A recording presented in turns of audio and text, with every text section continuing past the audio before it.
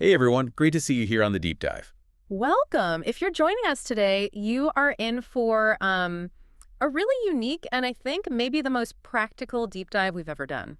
That is absolutely true. Yeah, Yeah. we usually tackle these giant complex concepts, Mm. history, global economics, pure science. Right. Today, our mission is far more grounded, but I would argue just as essential. We're diving into a stack of sources that focus entirely on practical, everyday English. And specifically, English usage found in one of the most frustrating and common situations we all face. Oh, absolutely. We're unpacking a set of materials designed specifically as a language lesson, focusing on essential phrases for dealing with a universally recognized problem when your computer fails. When it freezes or when it seems to, catch some kind of digital illness. Exactly. The topic, to put it simply, is the essential language of computer problems. We're talking about viruses, describing frozen screens, and crucially, calling for technical help without sounding like you're, reading from a manual. Right. This is the definition of practical real-world communication. It really is. And because this material is structured like a formal lesson, one that's designed for confidence building, we're going to follow that structure very closely. So what does that mean for you listening? It means our conversation will be intentionally slow, it'll be crystal clear, and we're going to be highly repetitive of every single key vocabulary phrase. So if you're learning English, or if you just want to gain absolute confidence when you're describing some kind of technical trouble, this deliberate pace is going to be perfect for you. Mm-hmm. Our mission is for you to leave this deep dive feeling ready to use these phrases immediately. We have a very clear plan. First, we'll review the core technical vocabulary that sort of defines the problem. Then we are going to act out a short scenario. And you'll want to listen closely to that because it's the context for everything we discuss later. Yes. Then we'll pull apart and break down every key phrase and sentence pattern from that dialogue, exploring its usage and, its nuances. And finally, we'll look at how to use these phrases to build genuine fluency and sound more natural when you're talking about any device that's malfunctioning. Our goal isn't just definition. No, it's application. We want to ensure every phrase sticks in your memory and that you understand not only the meaning, but, the broader context and how to apply it instantly in a stressful conversation. Okay, let's unpack this. Before we get into the flow of conversation and the actual frustration of the scenario, we need to establish the two essential technical terms that the source material highlighted right away. Right. These two words are the absolute foundation of any conversation about a broken or a sick computer. So where do we start? We're starting with the language foundation. The first foundational term is virus. Virus. Yeah. It's a word that, it strikes fear into the heart of any modern computer user. It really does. And if we define this technically, a computer virus is a specific type of program designed specifically to harm, to damage, or, to compromise your computer system. It's written with malicious intent. So it's not just a small technical error. It's an active, invasive agent. It's often referred to as malicious software or malware. That's the core technical explanation. The name itself, virus, is borrowed from biology, which I think is a perfect analogy. It is. You should think of it exactly like a biological illness that attacks your body, but this one attacks your machine and its files. If your computer has a computer virus, it means your computer is sick. And it needs treatment. It needs treatment. The virus is actively trying to break or corrupt your data. It's fascinating how quickly that word became part of our common language. It's estimated the first computer viruses appeared in the early 1980s. Yeah, things like the brain virus. It was one of the earliest widespread viruses targeting PCs. And that was 4 decades ago. But the term virus is still completely central to our digital vocabulary. Well, and that history reinforces its danger. If you open a suspicious email or you download a file from an untrustworthy site while you're, browsing the internet, you could easily introduce a virus to your machine. So let's be sure to repeat that critical term slowly and clearly. For everyone listening, pay close attention to the sound. Virus. V-I-R-U-S. Virus. We must be clear when we talk about a virus. Virus. Excellent. Now, the second essential term. This one describes the result of the problem, the moment the attack or the glitch actually makes itself known. Yeah. This is the word froze. Froze. F-R-O-Z-E. This is, of course, the past tense of the verb freeze, which means to turn something into ice. Why? And we use it for a computer. The meaning is really similar. it has become motionless and, well, solid. Right. When we say a computer froze, it means the computer stopped working completely and suddenly your applications, your documents, your programs, they all just stop. And you can't do anything. You can't perform any actions. The computer's completely stuck or broken in that specific moment. It's the feeling of absolute digital paralysis. You move the mouse cursor, nothing moves. You hit the keyboard keys. Nothing responds. The screen is just, it's stuck. Your computer froze. This describes the physical manifestation of the problem. And it could be caused by a virus, or it could be a lack of memory, or just a software crash. But the user experience is always the same. The computer froze. Exactly.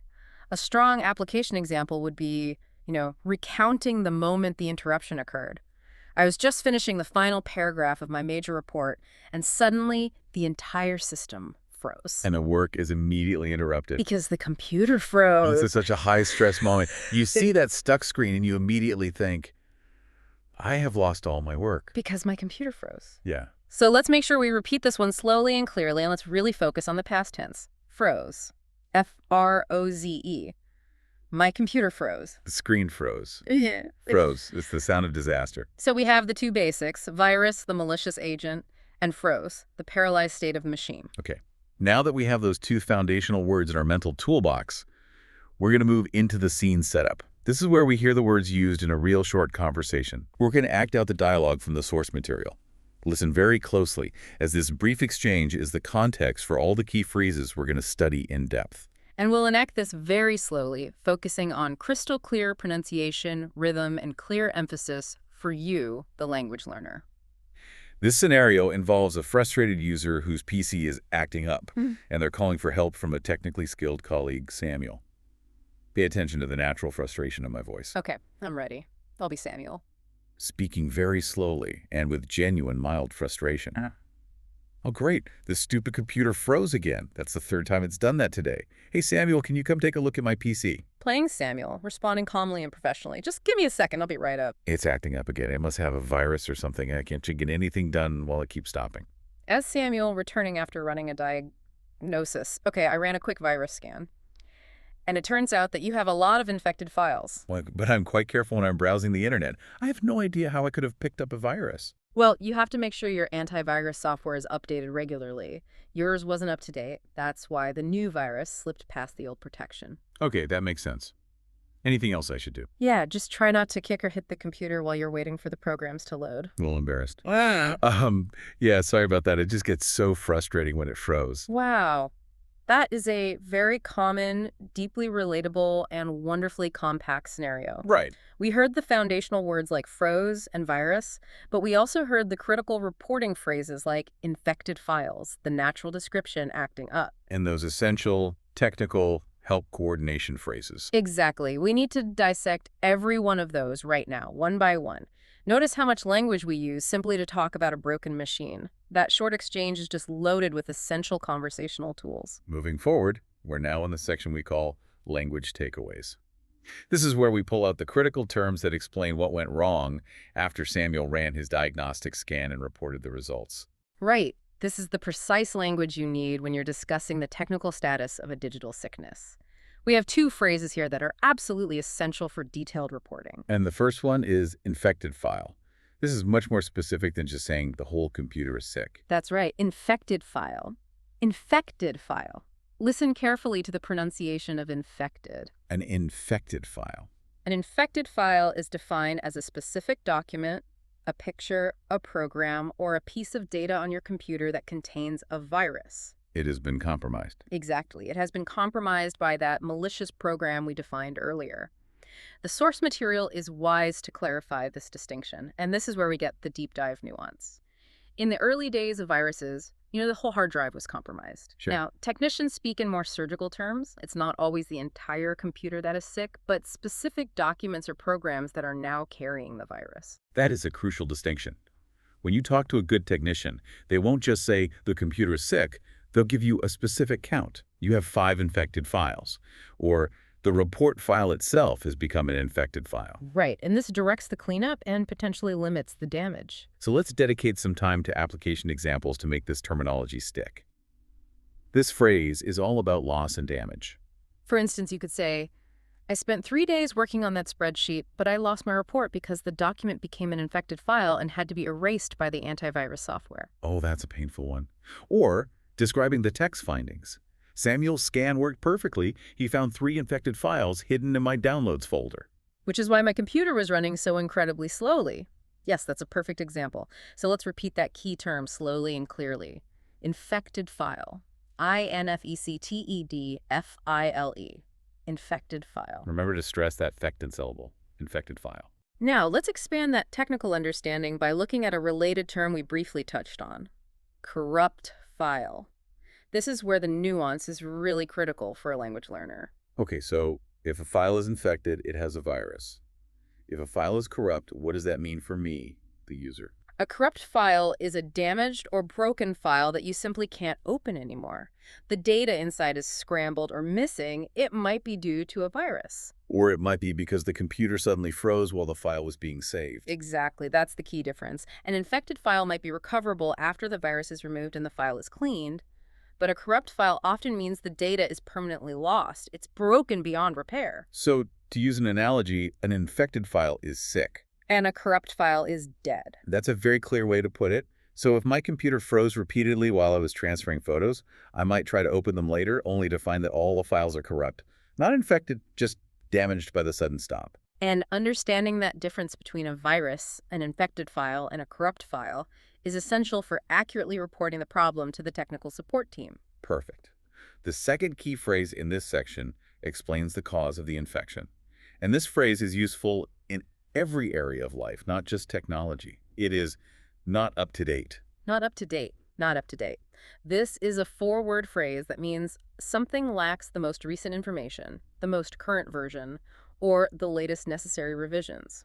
In the dialogue we just acted out, the user's antivirus software wasn't up to date. Right. That was the failure point. Because the software was old, it didn't recognize the new virus, allowing that virus to create those infected files. The phrase is so incredibly versatile. We use it in the negative form, not up to date, to describe anything that's outdated, obsolete, or, failing to meet required standards. It has huge modern implications. In technology, being not up to date often means you're vulnerable to what they call zero-day exploits, new security flaws that haven't been patched. Your old software is a weak link. It is. The problem of update fatigue is a real thing. People often ignore updates because they're inconvenient, but this leaves them dangerously not up to date. We use this phrase for everything from policies to processors. For example, describing hardware failure. I need to buy a new computer because mine isn't up to date.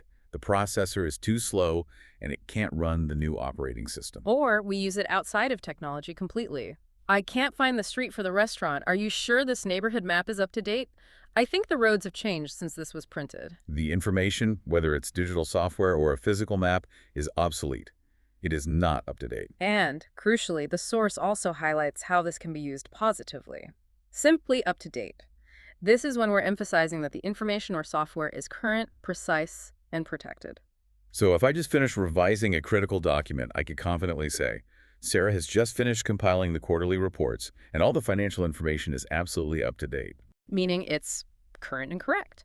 Or returning to security. I just got a brand new computer, all my software is up to date. I'm confident I won't have any virus problems for a while because I'm protected. Okay, let's practice both the negative and positive versions slowly and clearly. The negative, expressing a problem. Not up to date. N-O-T-U-P-T-O-D-A-T-E. Not up to date. And the positive, expressing readiness. Up to date. Up to date. So we've covered the sickness, the damage, and the cause. This leads us to a quick check-in with you, our listener. Have you ever lost an important document or a piece of work because your software, whether it was your operating system, your antivirus, or just a specific application, was not up to date? That feeling of losing progress because of update neglect is just terrible. We encourage you to rate a quick comment below and share your experience. Tell us what you lost because your protection wasn't up to date. We love hearing how these technical terms relate to your daily life. Now we move from descriptive terms to situational phrases. This is how we coordinate action and explain unexpected findings. We call this putting it together. Right. And here we're focusing on 2 highly common and versatile communication phrases that are used dozens of times a day in the English-speaking world. The first is what Samuel said when the user asked for help. I'll be right up. I'll be right up. I'll be right out. This phrase is a guarantee. It's a promise of quick action. It simply means, I will be there very soon. It conveys immediacy. In the dialogue context, Samuel was likely downstairs, or maybe in an office on the floor below the user.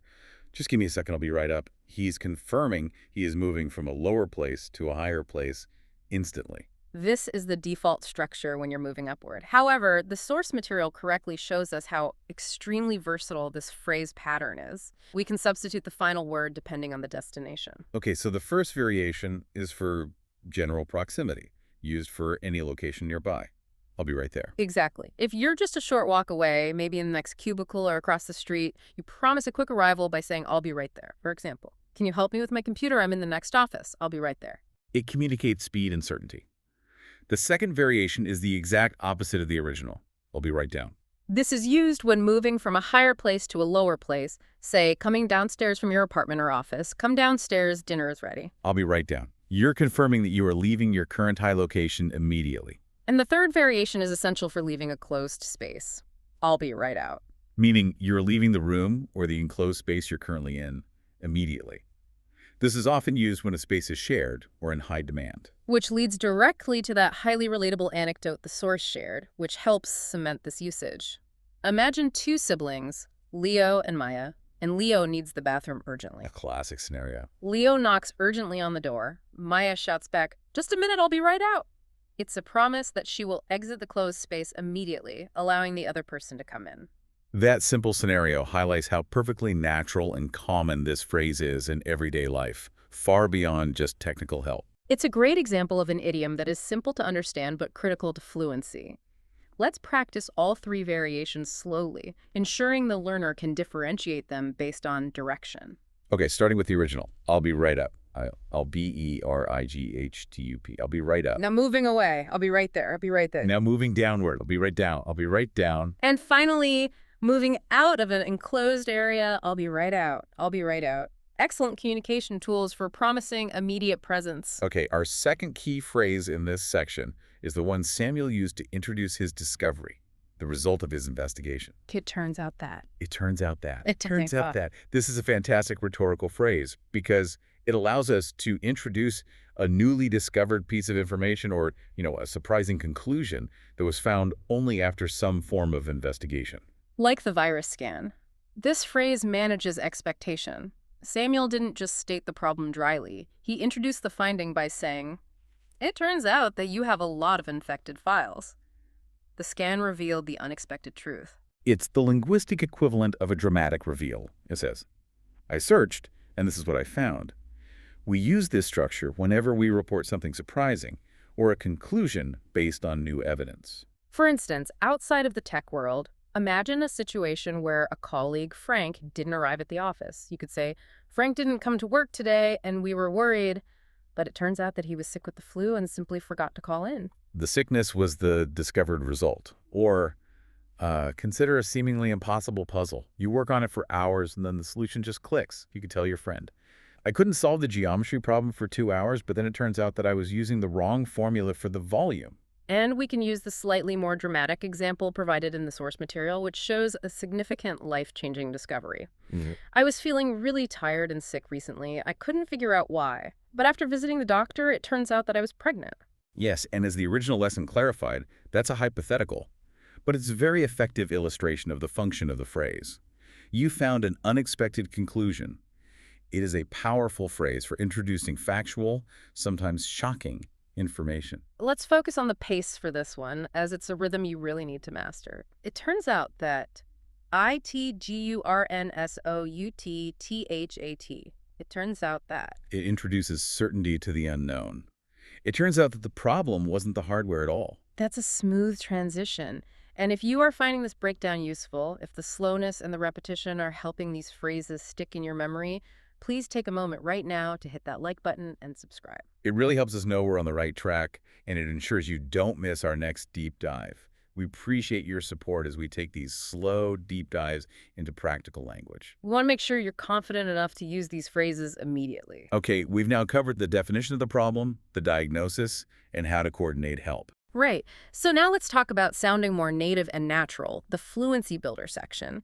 This is how you move past sounding like a textbook. We want to move beyond those basic formal descriptions of a computer not working, which can sound a little stiff. Absolutely.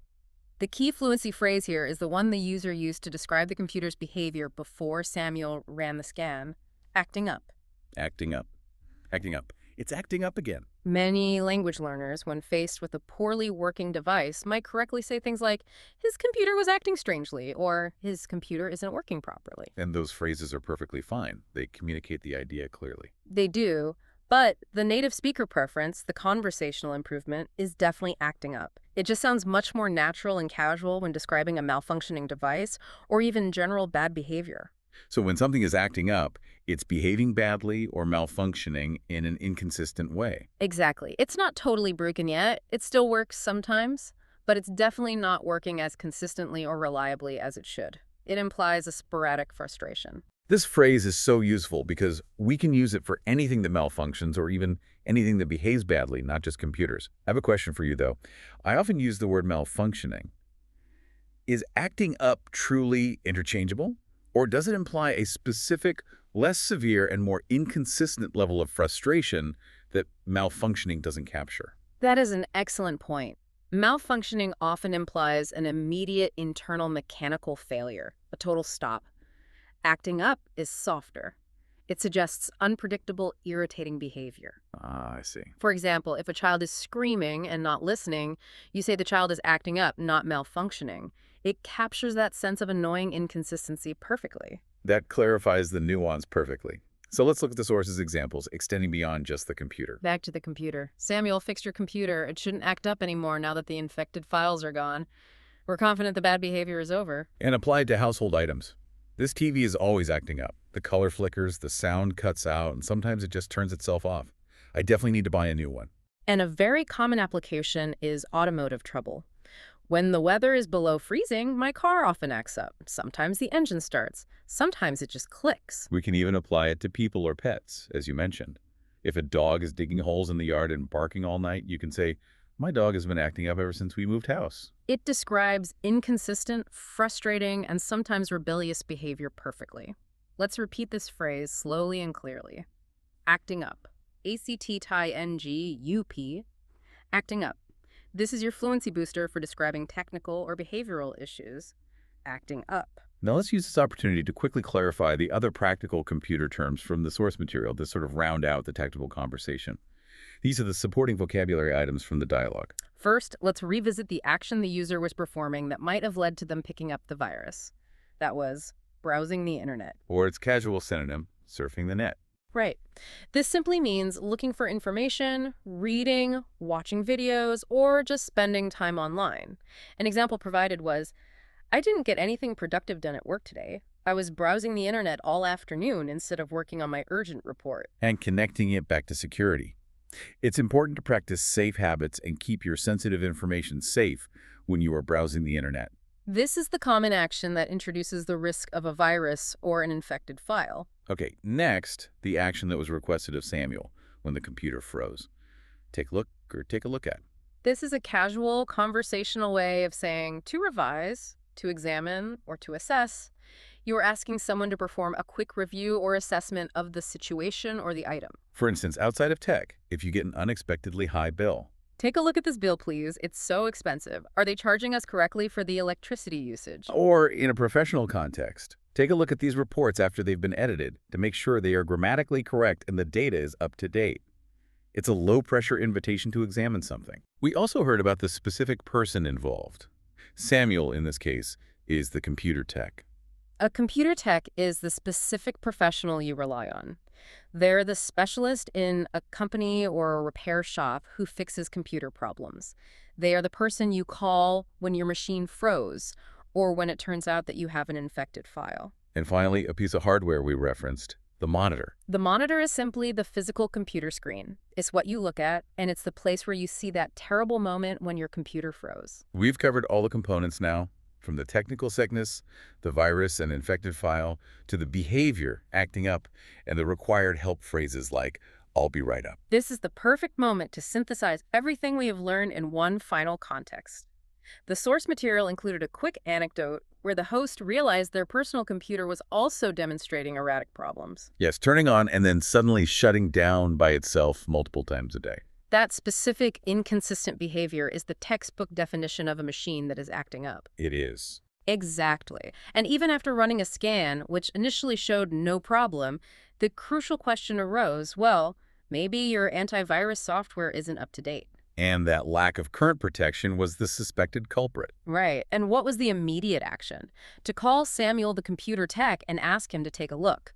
The entire frustrating process flows using these essential phrases we've just unpacked. We communicate the problem, coordinate the help, and report the findings using the exact vocabulary we've focused on. It's highly useful language, and practicing it means you don't panic when it happens in real life. Which brings us to our second request for your input. We all have that one piece of technology that just constantly fights us, that demonstrates erratic behavior. What's the most common piece of technology in your life that is always acting up? Maybe it's an old phone that drops calls, a smart speaker that never listens, or even the automatic gearbox in your car that occasionally shifts strangely. Tell us what it is in the comments below. We'd love to read about your tech frustrations and see which devices are acting up the most globally. We've successfully completed our comprehensive deep dive into these key English phrases for discussing technical trouble. We started with the technical vocabulary that defines the problem, Virus. Froze. broke down the crucial report phrases, And learned how to sound natural when something is malfunctioning, which is acting up. This slow, structured approach has hopefully ensured that you've grasped not just the core meaning, but the nuanced context and practical application of each phrase. It should help you sound both confident and fluent when describing technical difficulties. Let's do a quick, very slow review of the main phrases one final time, just to emphasize clarity and practical use for memory retention. Okay. First, the definition of the active threat. Virus. And the immediate paralyzing result of the problem. My computer froze. Second, the detailed explanation of the internal damage after diagnosis. A specific infected file. And the structural reason the problem happened. My software was not up to date. Third, the communication phrase for promising quick action. I promise to come help you immediately. I'll be right up. And introducing the surprising conclusion of the technical scan. It turns out that you have a security issue. And finally, the most natural conversational way to describe inconsistent bad behavior. My device is acting up.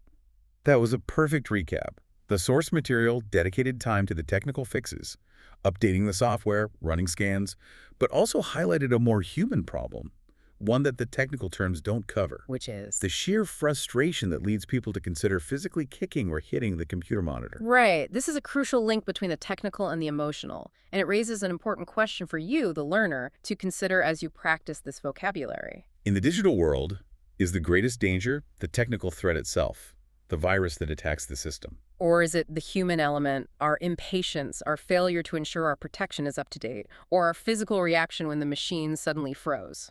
Learning the language is step one, but managing your reaction to the apping up device is step two.